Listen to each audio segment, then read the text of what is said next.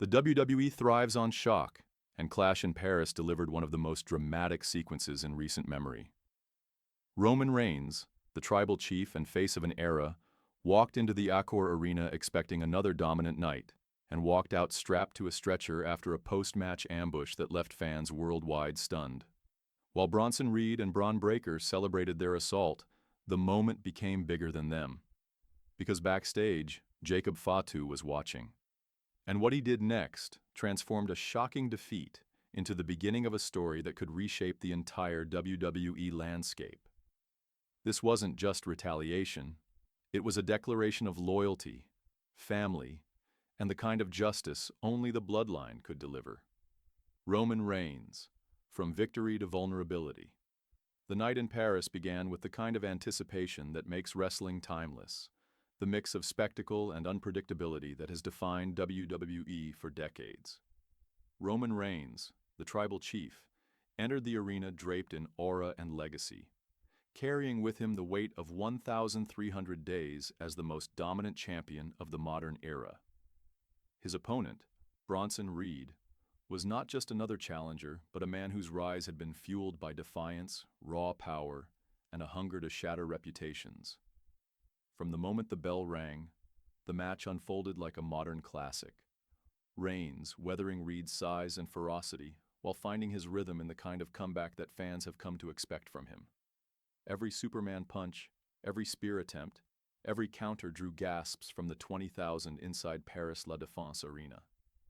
When the final bell sounded and Roman's hand was raised in victory, the audience rose in a roar of acknowledgement, believing the story had ended with yet another testament to his resilience. But then came the twist. Bron Breakker, the explosive second-generation star with Steiner blood in his veins, stormed down to the ring.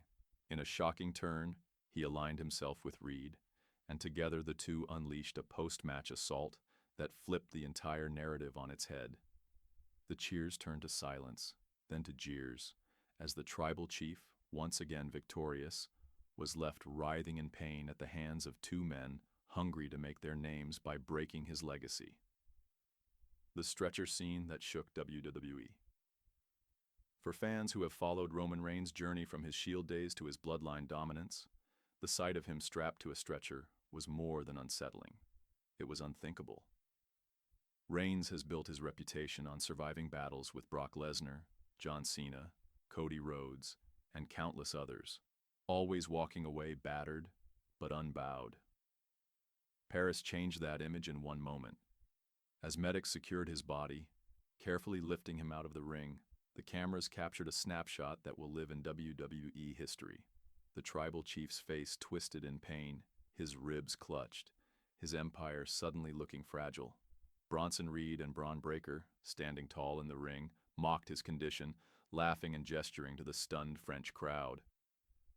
What had begun as a celebration of Roman's dominance had transformed into an almost funereal silence, broken only by the chants of "Roman! Roman!" as he was wheeled away. For many fans, it was a reminder that even the most invincible icons can be humbled. But for others, especially those who understood the culture of the Bloodline, it was a signal. Reigns was not alone, and an attack on him was not the end. It was the beginning of something bigger. Jacob Fatu watches and waits. While fans processed what had happened in the arena, backstage told another story. Jacob Fatu, Roman's cousin, and one of the most intimidating members of the Anoa'i dynasty, watched every moment unfold on the monitor. Longtime fans knew Fatu's reputation as a man who blended the agility of a cruiserweight with the brute force of a heavyweight. But in that moment, it wasn't his skill that defined him. It was his silence. Reports suggest he paced like a storm bottled in human form, his jaw clenched, his eyes locked on the screen as Roman was loaded into an ambulance. To many, he looked less like a wrestler and more like a warrior calculating his next move. The Anoa'i family has thrived for generations on the belief that loyalty is sacred, that no blow to one member goes unanswered. Reed and Breakker had not just ambushed Roman Reigns, they had attacked the dynasty itself. For Jacob Fatu, the silence wasn't hesitation. It was inevitability. The parking garage confrontation. What the broadcast didn't show is what fans are still buzzing about. After the stretcher scene, Reed and Breaker made their way out of the arena, still celebrating their handiwork, convinced they had made their statement and stolen the spotlight. But in the parking garage, where shadows stretched long and silence carried weight, they heard it. The heavy, deliberate footsteps of a man who had nothing left to lose. When they turned, Jacob Fatu stood behind them, his broad shoulders blocking out the dim light, his eyes burning with fury and purpose. Witnesses described the moment as cinematic. The laughter of Reed and Breaker died instantly, replaced by an expression of realization that they had awoken a force they couldn't control. In that instant, they weren't facing an opponent in the ring. They were facing the embodiment of family justice, the message of tribal justice. Jacob Fatu's confrontation wasn't random rage. It was symbolic, precise, and deeply cultural. Every movement he made was meant to communicate one truth: you do not touch the tribal chief without answering to the bloodline. Fans and insiders described the confrontation as less of a brawl and more of a declaration. Reed and Breaker, who thought they had dismantled the aura of Roman Reigns, found themselves dismantled instead, reduced not by storytelling, but by the weight of consequences. Fatu stood over them, not as a wrestler, but as a messenger, reminding everyone that Roman's defeat was not the end of the dynasty, but the beginning of its fire. His closing words, relayed by onlookers, were chilling in their simplicity. Disrespecting the tribal chief means facing the wrath of the family. The Bloodline Code. For decades, the Anoa'i family has been wrestling royalty, from the days of Yokozuna and the Wild Samoans to Rikishi, the Usos, and Roman himself. The family's creed has always been loyalty. Championships, accolades, and rivalries may come and go, but the family bond is permanent. Jacob Fatu's actions in Paris were not about spotlight or glory. They were about embodying that creed in its purest form. In his culture, family is not a storyline. It is a lifeline. He wasn't avenging a character. He was protecting a cousin, a leader, and the legacy of a dynasty that has carried WWE on its shoulders for generations. For fans who sometimes forget that behind the characters are real bonds, Fatu's actions served as a stark reminder. The fallout for Reed and Breaker. The immediate consequences for Bronson Reed and Bron Breaker were severe, though not career-ending. Sources confirmed both men required medical attention after the confrontation, with Reed sidelined temporarily and Breaker shaken by the experience. But the physical fallout was secondary to the message. Paris had transformed from their triumphant moment of rebellion into a sobering reminder that ambition unchecked by respect carries consequences. Reed, long presented as a monster, now found himself humbled.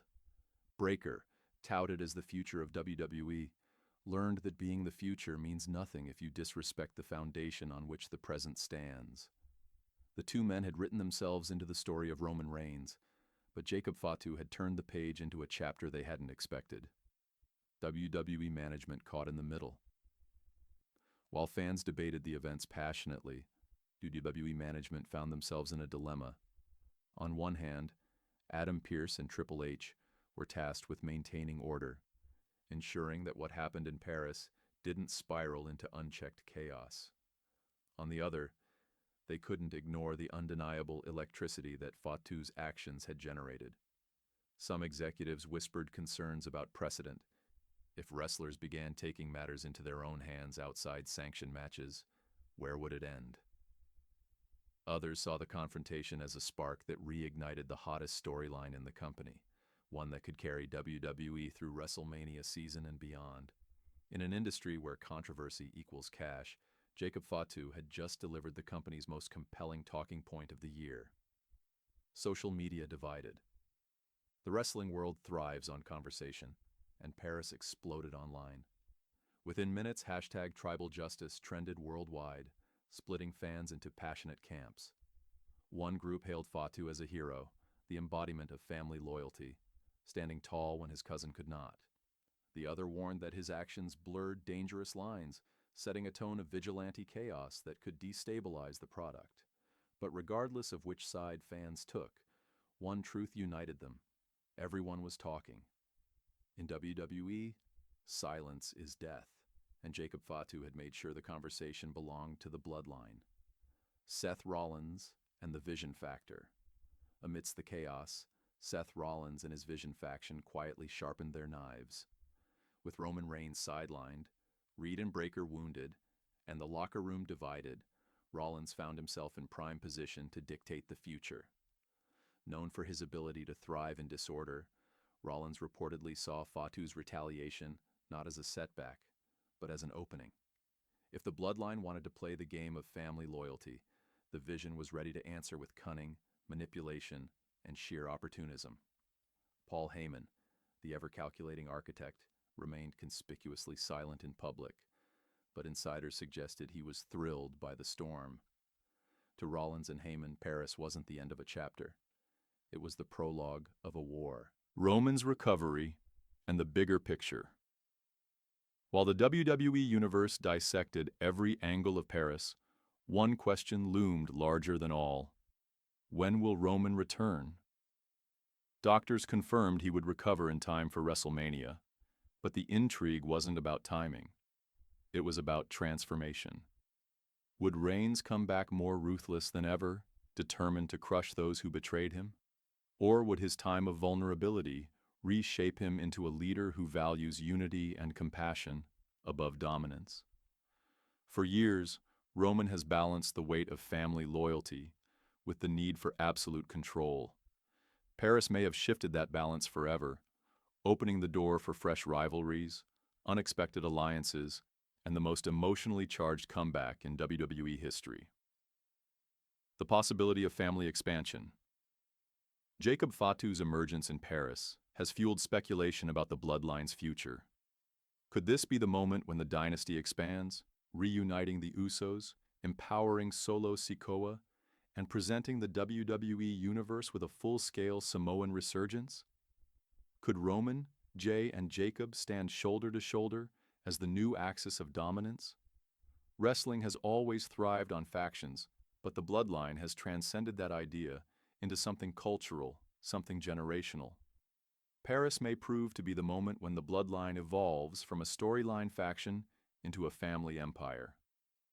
Fan reaction, from outrage to awe. Every great wrestling moment is measured not just by what happens in the ring, but by how fans respond outside it. Paris was no exception. Outrage, awe, admiration, shock. Emotions flooded social media timelines, forums, and podcasts. Some fans admitted they couldn't stop replaying the clips, while others confessed they were shaken by how real it all felt. What united them was the acknowledgement that Paris mattered. It wasn't filler. It wasn't forgettable. It was the kind of moment that reminds fans why they fell in love with wrestling in the first place, because at its best, it feels alive. Whether you cheer the Bloodline or boo them, you cannot ignore them.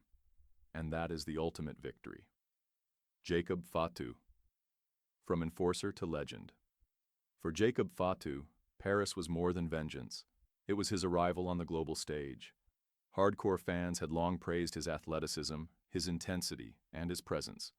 But in Paris he transformed from hidden gem to undeniable legend. His actions were not reckless outbursts, but calculated demonstrations of what it means to protect legacy. He proved that the Bloodline is not built on one man's shoulders, but on generations of loyalty and sacrifice. In one night, Jacob Fatu elevated himself from enforcer to cornerstone, reminding the WWE Universe that Roman may be the head of the table, but the table itself is carved from family. The road ahead. War on the horizon. Looking forward, the seeds planted in Paris are ready to bloom into war. On one side stand Seth Rollins, Paul Heyman, Bronson Reed, and Bron Breakker, a faction fueled by ambition and cunning. On the other stand Roman Reigns, Jey Uso, Solo Sikoa, and Jacob Fatu, family bound by blood and vengeance. The possibilities are endless. A WrestleMania showdown that pits vision against loyalty, rebellion against tradition, ego against empire. For fans, it is a dream scenario. Personal, emotional, layered with history, and guaranteed to deliver fireworks. Paris wasn't the end. It was the beginning of the Bloodline's next great saga. Final thoughts. The Bloodline never forgets. At the core of it all, Clash in Paris wasn't about wins or losses. It was about family, honor, and the price of disrespect. Roman Reigns may be sidelined, but his family has ensured that his pain did not go unanswered. Jacob Fatu's emergence turned tragedy into declaration, a reminder that the Bloodline is not a storyline, but a living legacy. Whether fans believe he went too far or acted with perfect justification, the truth is clear. The WWE landscape shifted in one night, and as the dust settles, one mantra will echo louder than all the rest. The Bloodline remembers, the Bloodline avenges, and the Bloodline never